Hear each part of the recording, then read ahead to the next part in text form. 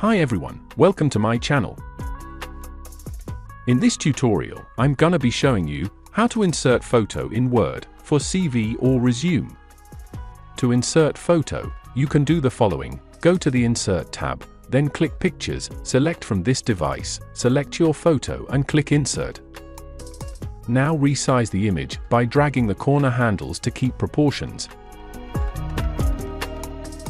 In the Picture Styles group, choose from various styles, click on a style to apply it instantly. Go to Picture Effects, customize your picture as per your need.